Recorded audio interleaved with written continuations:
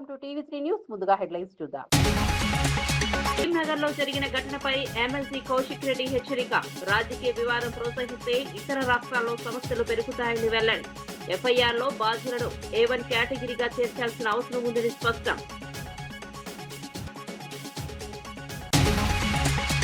రాజకీయ హింసపై జీవన్ రెడ్డి తీవ్ర ఆందోళన. బీసీ కాంగ్రెస్ టీఆర్ఎస్ నేతలపై జరిగిన దాడులను ఖండించిన వైనం.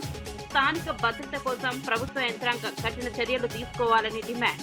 ప్రజలకు ప్రభుత్వం పట్ల విశ్వాసం పెంపొందించేందుకు చర్యలు అవసరమని వ్యాఖ్య. ముఖ్యమంత్రి స్థానానికి విజయ్కు అవకాశం ఇవ్వాలని సూచన. రాష్ట్రంలో స్థిరత్వం కోసం సమయానికి చర్యలు తీసుకోవాలని హెచ్చరిక. కేంద్రం, రాష్ట్రపతి, ప్రధాని చర్చ లేకపోతే పరిస్థితులు మరింత అస్తవ్యస్తమవుతాయని వ్యాఖ్య. హైదరాబాద్ నాంపల్లిలో ఘోర హత్య. ఘటనలో 4 నిందితులు అరెస్ట్. నోట్లో గుడ్డ కుక్కి చంపి చేతులు కట్టేసి మహిళ హత్యకు పాల్పడ్డారని వెల్లడి. 2 నెలల నుంచి పోలీస్ అప్రమత్తత అంటూ కేసు పటిష్టంగా పరిశీలించబడుతోందని వ్యాఖ్య. సీఎం రేవంత్ రెడ్డి కొడంగల్లో ట్రాన్స్ఫర్మేటివ్ ప్రాజెక్టు ప్రారంభించారు. శ్రీ వెంకటేశ్వర స్వామి ఆలయం పునర్నిర్మాణానికి భూమి పూజ నిర్వహించారు. ప్రాజెక్టు ద్వారా ప్రాంతంలోని విద్యార్థులు, సాధారణ ప్రజలు లాభపడతారు. లక్ష్యంగా 300 అడుగుల రోడ్డు కాజ్గి నుండి షాంబాదాబాద్ వరకు నిర్మాణం చేపట్టారు. లక్ష్యం కొడంగల్ను సమగ్ర విద్యా హబ్ గా మారుస్తూ రాష్ట్రంలో ప్రతిష్టాత్మక స్థానంలో నిలిపివేయడం. సీఎం వాణిలో రాజకీయాలు 2034 వరకు పక్కన పెట్టి ప్రజల సంక్షేమం కోసం పనిచేయమని ఆకాంక్షించారు. ప్రాంతీయ వనరుల సద్వినియోగం, సామాజిక విద్యా అభివృద్ధిని కలిపి మోడల్ కాన్స్టిట్యూషన్ గా మార్చే ప్రణాళికను వివరించారు. కొడంగల్లో రాబోయే కార్యాచరణలు ప్రజల జీవిత ప్రమాణాలను మెరుగుపరుస్తాయని, భవిష్యత్తులో మరింత సమృద్ధి సాధించేందుకు ఇది కీలకమని తెలిపారు. Medical college, engineering college, degree college, polytechnic college, ఐటీఐలు, అదే విధంగా సైనిక్ స్కూళ్ళ నుంచి మొదలు పెడితే అన్ని 220 ఎకరాల లగచర్ల ప్రాంతంలో ఒక ఎడ్యుకేషనల్ హబ్. హైదరాబాద్ వాళ్ళు కూడా మెడిసిన్ చదవాలంటే కొడంగల్కి వచ్చేటట్టు. ఆనాడు రాష్ట్రం నలుదిక్కులో మనం పోయేటోళ్ళం చదువుకోవాలంటే, ఈనాడు రాష్ట్రం నలుమూలల నుంచి మంచి చదువు చదవాలంటే కొడంగల్కు పోవాల్సిందనే విధంగా ఈ రోజు విద్యాశాఖను తీర్చిదిద్ది ఈ రోజు కేజీ నుంచి పీజీ వరకు, పాలిటెక్నిక్ ఐటీఐ నుంచి ఇంజనీరింగ్ కాలేజ్ వరకు, నర్సింగ్ కాలేజ్ నుంచి మెడికల్ కాలేజ్ వరకు ఈ రోజు కొడంగల్కు మనం తెచ్చుకున్నాం. అత్యంత వేగంగా పనులు జరుగుతున్నాయి. సంవత్సరంన్నర తిరిగే లోపల ఇవాళ ఈ పనులను మనం పూర్తి చేసుకోవడానికి అవకాశం ఉంది. కాబట్టి మిత్రులారా, ఇవాళ తెలంగాణ రాష్ట్ర ముఖ్యమంత్రి అంటే కుటుంబ పెద్ద లాంటి పదవి. చిన్న వయసులోనే పెద్ద బాధ్యత నా భుజాల మీద పెట్టింది ప్రజలు, అదేవిధంగా మా నాయకులు అందరు కలిసి. కాబట్టి ఆడ కూర్చున్న వాళ్ళని కానీ చాలా మందిని పేరున ఊర్లో 30-40 మందిని పేర్లతో పిలిచేటంత పరిచయాలు నాకు ఉన్నాయి. ఎప్పుడు మిమ్మల్ని కలవాలని, మీ మధ్యలో ఉండాలని ఎప్పటికప్పుడు నాకు ఆలోచన ఉంటుంది, కోరిక ఉంటుంది. కానీ రాష్ట్ర స్థాయి సమస్యల్ని పరిష్కరించి రాష్ట్రం నలుమూలలో తిరిగే ప్రయత్నంలో కొంత సమయం కొడంగల్కు వచ్చే దాంట్లో కొంచెం వెనక ముందు అవుతుంది. మీరే కథానాయకులై గ్రామాన రాజకీయాలు పక్కన పెట్టుండ్రి. ఎన్నికలు వస్తుంటాయి, పోతుంటాయి. 75 ఏళ్ల నుంచి ఎన్నోసార్లు పోటీ చేసినాం. ఎన్నోసార్లు గుడెన్న గెలిచింది, లేకపోతే గడెన్న గెలిచింది. ఎవరు గెలిచినా అధికారంలో మనం లేకపోవడం వల్ల, కొడంగల్కు పెద్ద కుర్చీ లేకపోవడం వల్ల మనకు నీళ్లు తెచ్చుకోలేకపోయినాం, నిధులు తెచ్చుకోలేకపోయినాం, బడి తెచ్చుకోలేకపోయినాం, గుడి కట్టుకోలేకపోయినాం. మరి ఇవాళ మీ ఆశీర్వాదంతో పెద్ద కుర్చీ కొడంగల్కు కదిలి వచ్చింది. మరి ఈ 10 ఏళ్ళు మీరందరూ కలిసికట్టుగా ఉండాల్సిన అవసరం ఉంది. మళ్ళా 100 ఏళ్ళు రాజకీయం చేసుకుందాం. 2034 వరకు మన కొడంగల్ నియోజకవర్గంలో రాజకీయాలు, గుంపులు, గ్రూపులు పక్కన పెట్టండి. మనం కలిసి కట్టుగా పని చేసుకుంటేనే రాష్ట్రానికి, దేశానికి ఆదర్శంగా కొడంగల్ని మనం తీర్చిదిద్దుకున్న వాళ్ళం అవుతాం. ఇవాళ దేశంలో ఒక నియోజకవర్గం ఎట్లా అభివృద్ధి జరగాలి అని అంటే కొడంగల్ పోయి చూసి రావాలి అని అనుకునేటట్టు ఉండాలి. గానే మా కిషన్ నాయక్ ఉన్నాడు, సార్ మా ఊరికి కరెంటు లేదు, సబ్ స్టేషన్ ఇస్తే నీకు మంచిగా ఏంది యాటను కోసి దావత్ ఇస్తాను. మరి ఆయన ఒక సబ్ స్టేషన్ కోసం ఎక్కడెక్కడనో తిరిగి కన్నోళ్ళ కాళ్ళు పట్టుకొని ఆయన తెచ్చిన. ఇవాళ ఒక్కటి కాదు 100 కావాలంటే మనం సంతకం పెట్టుకుంటే అయితే ఒక్క సబ్ స్టేషన్ కోసం ఆయల్ల కన్నమ్మ కష్టాలు పడాల్సి వచ్చిందారే మా కిషన్ నాయక్ అడిగే మరి ఎట్లనైనా చేయాలి కదా ఆ తండాలకు అని. మరి ఆయల్ల సబ్స్టేషన్ తెచ్చుకున్నాం. ఒక్కటి తెచ్చుకుంటే పెద్ద విజయం అన్నట్టు అనిపించింది. ఇవాళ 400 kV సబ్స్టేషన్ పరిగికి తెచ్చుకున్నాం. ఇవాళ పెద్ద ఇండస్ట్రియల్ పార్క్ 2000-3000 ఎకరాలల్లా పెద్ద పెద్ద పరిశ్రమలు దేనికే ఇవాళ మనం లగచర్ల దగ్గర మనం పెద్ద పరిశ్రమలే కట్టుకుంటున్నాం. డైరెక్ట్ కోస్గి నుంచి ఇంటర్నేషనల్ ఎయిర్పోర్ట్ వరకు 300 ఫీట్ల రోడ్డు ముంబై పూనా ఎట్లుంటుందో అంత గొప్ప రోడ్డు ఇవాళ మనం తెచ్చుకుంటున్నాము. ఇవాళ కొడంగల్ చౌరస్తా ఆయల్ల ఎట్లుండే ఇవాళ ఎట్లా తయారవుతుంది. ఆయల్ల ఈ గుడికాడికి వస్తే ఎన్ని సందులు, ఎన్ని గొంతులు, ఎన్ని గుంతలు ఎట్లుండేనో మీరందరూ చూసారు. ఇవాళ మనం కట్టుకోబోతున్న గుడి నమూనా ఆ పక్కన కనిపిస్తుంది. అందుకే మిత్రులారా, ప్రతి ఊర్లో చిన్న చిన్న సమస్యలు ఉంటాయి, భిన్నమైన అభిప్రాయాలు ఉంటాయి, అక్కడక్కడ భేదాభిప్రాయాలు కూడా ఉంటాయి. కానీ నా సూచన ఒక్కటే, రాజకీయాలకు అతీతంగా మనం వ్యవహరించాలి. మనందరం కలిసికట్టుగా ఉండాలి. మీరందరూ కలిసికట్టుగా ఉంటే ఎన్ని వందల కోట్లైనా ఇవాళ మన దగ్గరికి తెచ్చుకునే పరిస్థితి మన చేతిలో ఉంది. తెలంగాణలో ప్రభుత్వ నివాస కార్యాచరణ క్రమంగా వేగవంతమవుతోంది. ఆగస్టు 15 నాటికి 2.5 లక్షల గృహప్రవేశాలు పూర్తి చేయాలని ముఖ్యమంత్రి చంద్రబాబు నాయుడు అధికారులను ఆదేశించారు. డిసెంబర్లో మరో 2.4 లక్షల ఇళ్లు అందుబాటులో ఉండేలా ఏర్పాట్లు చేస్తున్నారు. గ్రామీణ ప్రాంతాల్లో 3 సెంట్లు, పట్టణ ప్రాంతాల్లో 2 సెంట్ల క్రమంలో గృహాలు ఇవ్వాలని అధికారులు సూచించారు.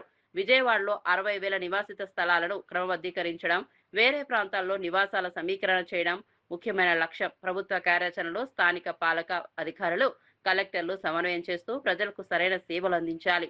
నివాసితుల భవిష్యత్తు, కుటుంబ స్థిరత్వం, జీవన ప్రమాణాలను మెరుగుపరచడమే ఈ కార్యాచరణ ప్రధాన లక్ష్యమని తెలిపారు. 2 సెంట్లు బదులు 3 సెంట్లు కావాలంటే వాళ్ళు మోడిఫికేషన్ చేసి ఎగ్జిస్టింగ్ లేఅవుట్ లో అది కూడా ఇవ్వండి. ఈ 2 ఎక్సర్సైజ్లు అయిన తర్వాత బ్యాలెన్స్ బెనిఫిషరీస్, బ్యాలెన్స్ ఎవరైతే ఉన్నారో రిమైనింగ్ బెనిఫిషరీస్, కొంతమందికి అక్కడ ఉండడానికి కూడా విల్లింగ్ లేదు, కొంతమంది కొత్త వాళ్ళు ఉన్నారు. వీళ్ళని ఒకసారి ఎస్టిమేట్ చేయండి.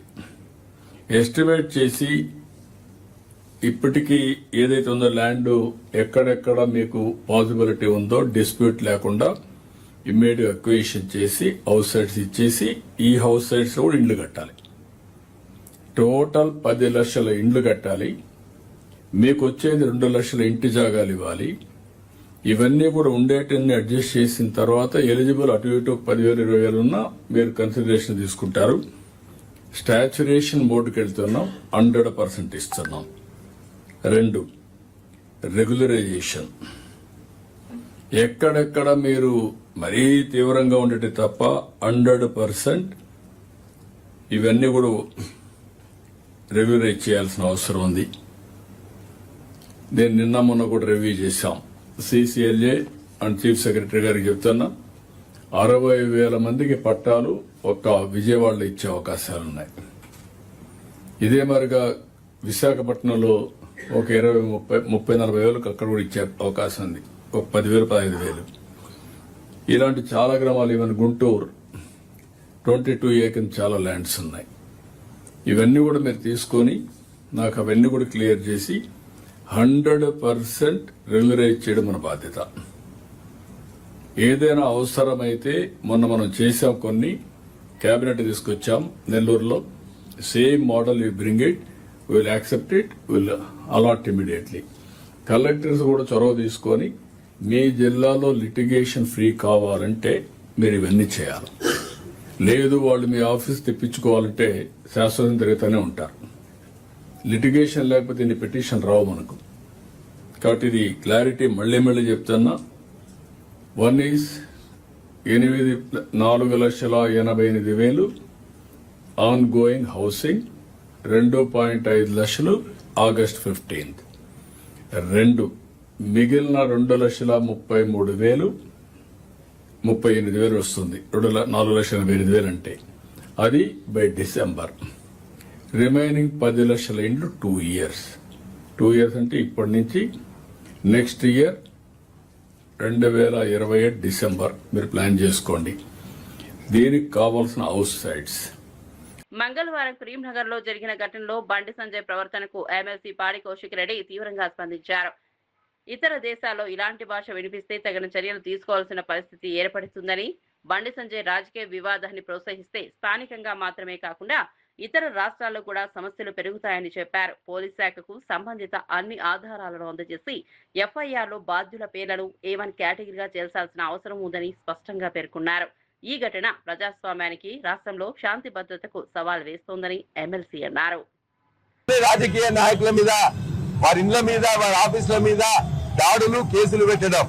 ఇవాళ నేషనల్ క్రైమ్ రికార్డ్స్ బ్యూరో తీసుకుంటే 10 సంవత్సరంలో అంతకుముందున్న పాలనలో ఏ విధంగా ప్రతి సంవత్సరం నేరాలు తగ్గడం జరిగితే ఈ 2.5 సంవత్సరంలో ప్రతి అంశంలో కూడా కేసులు గాని, హత్యలు గాని, దోపిడీలు గాని, దొమ్మిళ్లు గాని, దాడులు గాని, ఇవన్నీ ప్రతీకార దాడులు కూడా పెరిగిపోయింది 2.5 సంవత్సరాల్లో. పర్టికులర్ గా ఇప్పుడే డీజీపీ గారికి అన్ని విషయాలతో ఒక రిప్రజెంటేషన్ ఇచ్చినాం. గత వారం రోజుల్లో కరీంనగర్ జిల్లాలో, కరీంనగర్ హెడ్ క్వార్టర్స్ లో జరుగుతున్న శాంతి భద్రతల పరిస్థితి ఏ విధంగా కూడా చెప్పినాం.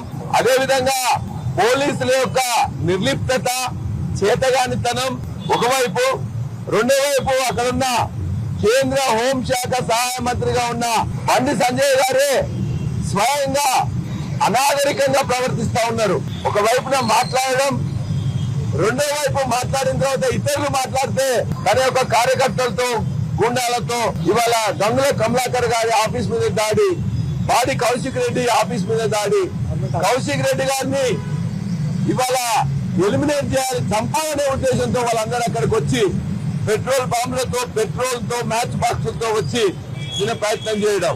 మేము అడుగుతున్నాం, అంతకుముందు గంగుల కమలాకర్ గారు, కేటీఆర్ గారు, కౌశిక్ రెడ్డి గారు, అక్కడ నాయకులందరూ కూడా ప్రశ్నించారు. సిపి ఆఫీస్ కి, బండి సంజయ్ ఇంటికి 2-3 నిమిషాల దూరంలో ఉండే జ్యువెలర్స్ మీద దాడి చేసి 4గురిని పట్టబగలు కాల్పులు జరిపితే ఇప్పటిదాకా పోలీసు ఒక్కరిని కూడా పట్టుకోలే. ఆ తర్వాత అలుగునూరులో ఒక అడ్వకేట్ మీద వెపన్స్ తో దాడి చేస్తే, దాడి జరిగిందని చెప్తే కూడా కేసు పెట్టలే. చివరికి అతను ఇవాళ హైకోర్టుకు పోయి ఒక డైరెక్షన్ తీసుకోవాల్సి వచ్చింది. అంటే ఏం జరుగుతుంది కరీంనగర్ పట్టణంలో? పోలీసులు ఎందుకు యాక్ట్ చేయట్లే? నిన్న ఇష్టం వచ్చినట్టు మాట్లాడడానికి తెలంగాణలో శాంతి భద్రతా పరిస్థితి తీవ్రమైన సమస్యగా మారింది. నచ్చని రాజకీయ పార్టీ నేతలు కార్యాలయాలు, ఇండ్లపై రౌడీలు దాడులు చేస్తున్నారు. బండి సంజయ్ వ్యక్తిగతంగా ఉద్రిక్తత కలిగించినప్పటికీ స్థానిక కార్యకర్తలు హింస క్యాంపు ప్రారంభించారు. ఎమ్మెల్యే స్పష్టంగా హెచ్చరించారు. బాధ్యులపై కఠిన చర్యలు తీసుకోవాలని, ఈ ఘటనలు రాష్ట్రంలోని సామాజిక శాంతిని ప్రమాదానికి కలిగిస్తున్నాయి. ప్రజలు భయపడకుండా తమ హక్కులను వినియోగించడానికి, ప్రజాస్వామ్య ప్రక్రియలను నిలుపుకోవడానికి పోలీసులు తక్షణమే చర్యలు తీసుకోవాలని డిమాండ్ చేశారు. డ్రగ్స్ తీసుకుండట, ఎండాకాలం కాబట్టి డ్రగ్ ప్రభావం ఎక్కువ ఉండి ఏం మాట్లాడుతున్నావు అని చెప్పని మాట్లాడిండు. ఆయన ఏమడిగిండు, ఆయన రోజు తినేటువంటి ఒక తంబాకు గురించి ఆయన ప్రస్తావన చేసిండు. నాకు సంబంధం లేదు మొర్రో, నెత్తి మీద నోరు పెట్టుకుని రేవంత్ రెడ్డి, బండి సంజయ్ చేసిన తప్పుడు ప్రచారాన్ని నిరంతరం కేటీఆర్ గారికి తిప్పికొట్టినప్పటికీ కూడా, అవసరమైతే నా ఎంపికలు ఇస్తా, నా గోర్లు ఇస్తా, అదే నాయన నేను సిగరెట్ కూడా తాగను అని చెప్పని నెత్తి మీద నోరు పెట్టుకుంటే కూడా, పరవేశ దావా కూడా వేసిన తర్వాత కూడా చిల్లర మల్లరగా నోటికి త్వరగా ఉన్నటువంటి వాళ్ళ లెక్క ఏది పడితే అది మాట్లాడుతుంది. మీరు డ్రగ్స్ అంటే తప్పులేదు, తంబాకు తింటున్నారు, తంబాకు తింటాడు ఆయన పెద్దమంటే, తంబాకు తింటాడు అని అంటే తప్పు అంటే ఎట్లా చెప్పు? తెలంగాణ సమాజం దయచేసి ఆలోచించమని కోరుతున్నా. ఏ కొడుకైనా ఒప్పుకుంటాడా? లేదా ఏ మిత్రుడైనా ఒక మా నాయకుడిని పట్టుకొని నువ్వు కేసీఆర్ కే పుట్టినవా అని చెప్పని అనేటువంటి ఔచిత్యం ఏం చెప్పండి? Is the language of civilized leader, is the language of civilized leader. And that home minister సభ్యత ఏంది, సంస్కారం ఏంది, మర్యాద ఏంది? ఎవరిని తిడుతున్నావా నువ్వు? ఆ తల్లిని తిడుతున్నావు. బుద్ధి జ్ఞానం ఉందా మీకేమన్నా? ఇది కనుక ఇటువంటి భాష మాట్లాడితే వేరే దేశాల్లో రాళ్లతో చంపుతారు మిమ్మల్ని. ఇంత అన్యాయమా? తల్లులను వదిలిపెట్టారు, భార్యలను వదిలిపెట్టారు, పిల్లలను వదిలిపెట్టారు, ఎవరు పడితే వాడు ఇష్టం వచ్చినట్టు మాట్లాడతారా? రాజకీయాల కోసం సభ్యత లేదా, సంస్కారం లేదా, ఒక మర్యాదల లిమిట్స్ లేవా? ఏదైతే మాట్లాడతారా? టీవీలలో చూపెడతారని, ప్లేట్ బ్రేకింగ్ వస్తాయని, పేపర్లలో ఫ్రంట్ పేజ్ న్యూస్ వస్తాయని. ఇదేనా రాజకీయం అంటే? అమ్మలను తిట్టడము, తమ్ముళ్ళని తిట్టడము, కొడుకులను తిట్టడము, పిల్లలను తిట్టడము, లేనిపోని అలవాట్లను అంటగట్టి తప్పుడు ప్రచారాలు చేయడమే రాజకీయమా? మా సంజయ్ గారు చెప్పింది నిన్న ప్రెస్ మీట్ చూసిన నేను. దమ్ముంటే విద్య మీద చర్చ చేయి. ఇవాళ తెలంగాణలో దిగజారుతున్నట్టు ఒక విద్య మీద చర్చ చేయి. తెలంగాణ విద్యా వ్యవస్థలో జరుగుతున్నటువంటి ఒక కాంట్రాక్ట్ కుంభకోణాల మీద చర్చ చేయి. ఇవాళ నివారణకు గురవుతున్నటువంటి ఒక పేద వాళ్ళ యొక్క ఆరోగ్య పరిస్థితుల పైన చర్చ చేయి, హాస్పిటల్ వ్యవస్థ పైన చర్చ చేయి, నిరుద్యోగుల పైన చర్చ చేయి, కేంద్ర నిధుల పైన చర్చ చేయి. ఇవన్నీ పక్కకు పెట్టి పట్ల మొక్కల కొనుగోళ్ల పైన చర్చలు చేయమంటే డ్రగ్స్ తీసుకుంటావు, అమ్మ గుట్టినవా అయ్య గుట్టినవా అంటావు. ఏం భాష ఇది? తెలంగాణ రాజకీయాల్లో కేటీఆర్ వ్యాఖ్యల తర్వాత ఘర్షణ ఏర్పడింది. వరంగల్లో బీఆర్ఎస్ పబ్లిక్ సమావేశంలో మాజీ మంత్రి కేటీఆర్ చేసిన వ్యాఖ్యలపై కాంగ్రెస్ నేతలు తీవ్రంగా స్పందించారు. ప్రభుత్వ విభాగాలన్నీ వ్యవహరించినట్లు రైతు రుణమాఫీ 20,000 కోట్లకు పైగా అమలైందని, కేటీఆర్ అబద్ధాలుగా ప్రజలను కలతలో పడేశారని ఆవేదన వ్యక్తం చేశారు. కాంగ్రెస్ నేతలు కేటీఆర్ కు ప్రతిఘటనగా రాష్ట్రంలోని ఏ గ్రామంలోనైనా వెళ్లి నిజమైన రుణమాఫీ అమలును పరిశీలించమని సవాల్ విసిరారు. ప్రభుత్వ పనితీరును పోల్చాలని, ప్రజలకు న్యాయం జరిగిందో లేదో చూపించాలని చెప్పారు. 2014 నుంచి 18 కానీ 2018-23 మధ్యలో కానీ మీరు రైతులకు 2014 లక్షల రూపాయల రైతు రుణమాఫీ చేస్తామని చెప్పి రైతులను మోసం చేసింది మీరు. 2018లో మళ్ళీ 1 లక్ష రూపాయల రైతులకు రుణమాఫీ చేస్తామని చెప్పి ఏకకాలంలో చేస్తామని చెప్పి ప్రభుత్వానికి వచ్చిన తర్వాత అసలు రైతులకు 1 లక్ష రూపాయలు కాదు కదా, కనీసం ఒక్క విడతల కూడా మీరు రైతు రుణమాఫీ చేయకుండా మోసం చేసింది మీరు. మొట్టమొదటిసారిగా రుణాన్ని మాఫీ చేయొచ్చు అని చెప్పి ఆలోచన చేసింది కాంగ్రెస్ పార్టీ. రాజశేఖర రెడ్డి గారు రుణమాఫీ చేయడం, ఉచిత విద్యుత్ కూడా రైతులకు ఇవ్వాలి అని చెప్పి ఒక నిర్ణయం తీసుకోవడం చరిత్ర. మేము మీకు అక్షరాలు నేర్పిస్తే మీరు వచ్చి మాకు శుద్ధులు నేర్పే ప్రయత్నం చేస్తా ఉన్నారు. సిపి సుమతి ఇటీవల దిల్సుఖ్ నగర్ మరియు ఎల్బీ నగర్ లోని హాస్టల్ యజమానులతో భద్రతా సమావేశాలు నిర్వహించారు. సమగ్ర సెక్యూరిటీ ఆడిట్ తర్వాత హైదరాబాద్ పోలీసులు అన్ని హాస్టల్లో పూర్తి డేటాను సేకరించారు. అన్ని హాస్టల్ ప్రభుత్వం నిర్దేశించిన భద్రతా ప్రమాణాలను పాటిస్తుందో లేదో తనిఖీ చేశారు. హాస్టల్ యజమానులు నిర్దిష్ట మార్గదర్శకాల ప్రకారం లైసెన్స్ నిర్వహించాల్సి ఉంది. కొత్త భద్రతా ప్రోటోకాల్స్ విద్యార్థులు, తల్లిదండ్రులు సురక్షిత వాతావరణంలో ఉండేలా ఖచ్చితంగా అమలు చేయబడతాయి. హాస్టల్ భద్రతా నియమాలు, ఫైర్ ఎగ్జిట్, సీసీటీవీ, రాత్రి భద్రతా గార్డులు వంటి అంశాలపై హాస్టల్ యజమానులు ఖచ్చితమైన ప్రణాళికలు రూపొందించాలని తెలిపారు. వీళ్ళు లోపలికి వచ్చినప్పుడు బయటికి పోయినప్పుడు 24 గంటలు సెక్యూరిటీ ఉండదు, కానీ ఏ రకంగా కెమెరాస్లో కనీసం వీళ్ళు క్యాప్చర్ అవుతున్నారా లేదా, వాళ్ళ దగ్గర నుంచి ఏం రికార్డు తీసుకున్నారు, రేపొద్దున లోకల్ పోలీస్కి ఏమైనా బ్యాడ్ ఇమేజ్లోనో ఇంకోటో కేసులోనో లేదంటే ఇంకో రకంగానో దొరికితే, లేదంటే పిల్లలే ఏ రకమైన క్రైమ్కి లోన్ అవుతే వాళ్ళ పేరెంట్స్కి ఇంటిమేషన్ ఎట్లా చేయాలి, దానికి సంబంధించిన రికార్డ్ ఏమైనా ఉందా, ఈ రకంగా. తర్వాత ఈ పర్టికులర్ హాస్టల్ సెక్టర్ ఏ సెక్టర్లో వస్తుంది, ఏ బ్లూ కోట్స్ ఆఫీసర్ దీనికి ఇన్ఛార్జు, ఏ పెట్రోల్ ఆఫీసర్ ఈ ఏరియాకి ఇన్ఛార్జు, ఈ రకంగా security audit of each hostel చేయబడింది.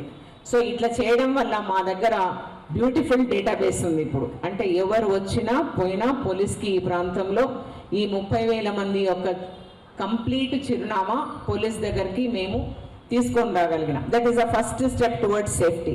ఈ తర్వాత నెక్స్ట్ ఏమిటి, నెక్స్ట్ మేము డైరెక్ట్గా వచ్చి కొట్టడం ఉండదు, తిట్టడం ఉండదు, ఏం చేయము.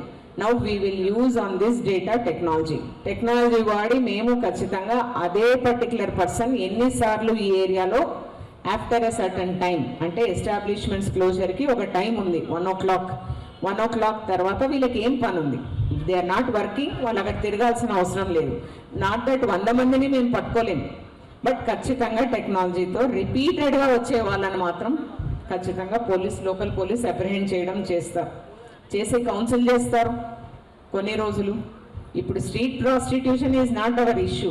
ఫస్ట్ థింగ్ ఈజ్ ఆ రోజు నేను నైట్ చూస్తే ప్రతి వెహికల్ మీద ట్రిపుల్స్ ఆర్ 4 పీపుల్, అందరూ 15 ఏళ్ళ నుంచి 18 ఏళ్ళ వాళ్ళు, లేదంటే మధ్య వయస్కులు కూడా చాలా మంది ఉన్నారు. సో దీన్ని మనం కొంతవరకు రెస్ట్రిక్ట్ చేయడానికి మాకు ఈ సెక్యూరిటీ ఆడిట్ చేయడం వల్ల లోకల్ పోలీస్కి కొంత ఛాన్స్ ఉంటుందని అనుకున్నాము. కాకపోతే మేము ఒక్కరమే చేయలేము కాబట్టి డిఫరెంట్ స్టేక్ హోల్డర్స్ దీంట్లో ఉండాలి. కాబట్టి ఇప్పుడు ఈగల్ వాళ్ళు మేము ఈ ఏరియా ఒక హాట్స్పాట్గా గుర్తించాం కాబట్టి ఖచ్చితంగా టెస్ట్ చేస్తారు. They are going to come in to this area. ర్యాండమ్గా ఎప్పుడైనా వచ్చి ఎవరినైనా పట్టుకుంటే వాళ్ళు ఏమన్నా కన్జ్యూమ్ చేశారా అన్న టెస్ట్ కిట్స్ వాళ్ళ దగ్గర ఉంటాయి. So they are going to do that test. Not that మీకు కనపడాలని లేదు, చాలా అన్అబ్ట్రూజివ్గా. ఆ రోజు నేను వచ్చింది ఎవరికి తెలీదు, అదేదో 4 రోజుల తర్వాత ఎవరో ఎక్కడి నుంచో తీసి ఇట్లా. ప్రజాశాంతి పార్టీ అధ్యక్షుడు డాక్టర్ కేఏ పాల్ అమెరికా పర్యటనలో తమిళనాడు రాజకీయాలపై కీలక వ్యాఖ్యలు చేశారు. ముఖ్యమంత్రి స్థానానికి విజయన్ అవకాశం ఇవ్వాలని, గవర్నర్ అందుబాటులో లేకపోతే భారత రాష్ట్రపతి, ప్రధాని మరియు కేంద్ర హోంమంత్రి తక్షణమే స్పందించాలని డిమాండ్ చేశారు. రాష్ట్రంలో రాజకీయ స్థిరత్వం కోసం సమయానికి చర్యలు తీసుకోవాలని, రాష్ట్రపతి నియమితులు రాజ్యాంగపరంగా వ్యవహరించకపోతే భవిష్యత్తులో పరిస్థితులు మరింత అస్తవ్యస్తం అవుతాయని తెలిపారు. డాక్టర్ పాల్ వ్యాఖ్యలు ఆంధ్రప్రదేశ్, తెలంగాణ, తమిళనాడు రాజకీయాలపై ప్రభావం చూపవచ్చని విశ్లేషకులు సూచిస్తున్నారు. Churches being destroyed, mosques being destroyed, shops being destroyed, and hundreds of millions around the world are watching. I am in America.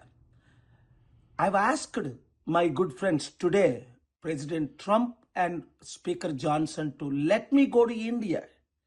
But because we are in the final stage of Iran peace deal to save the whole world, I'm unable to come. Actor Vijay, God is with you, I am with you, truth is with you, country is with you, people are with you.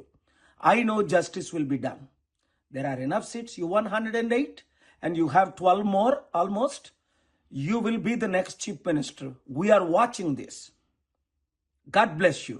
అర్థమైందా? తెలుగు మిత్రులారా అందరూ ప్రార్థించండి.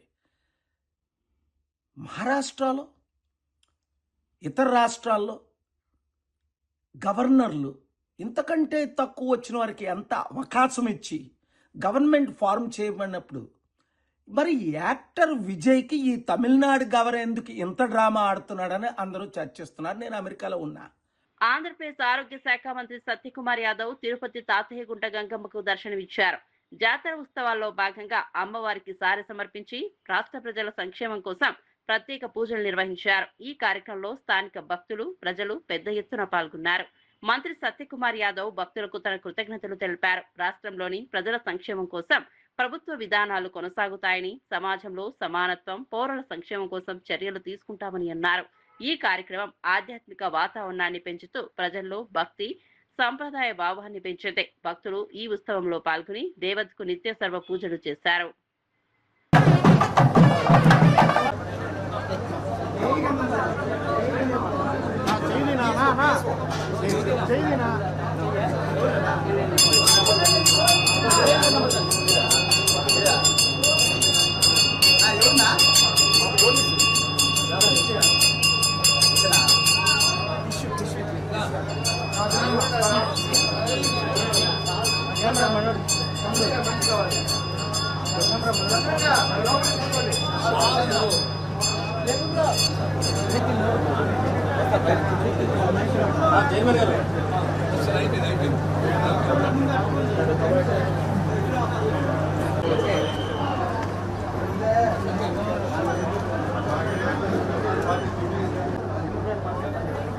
Hyderabad retired IPS భార్య తనూజా రంజన్ హత్య case సంబంధిత వివరాలు CP Sajjanar వెల్లడించారు.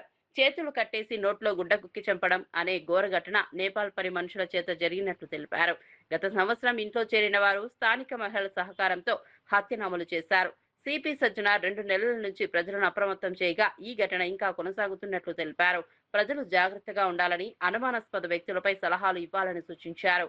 Police శాఖలు సమస్యలు పటిష్టంగా అనుసరించి భవిష్యత్తులో ఇలాంటి సంఘటనలు జరగకుండా చర్యలు తీసుకోవాలని అన్నారు.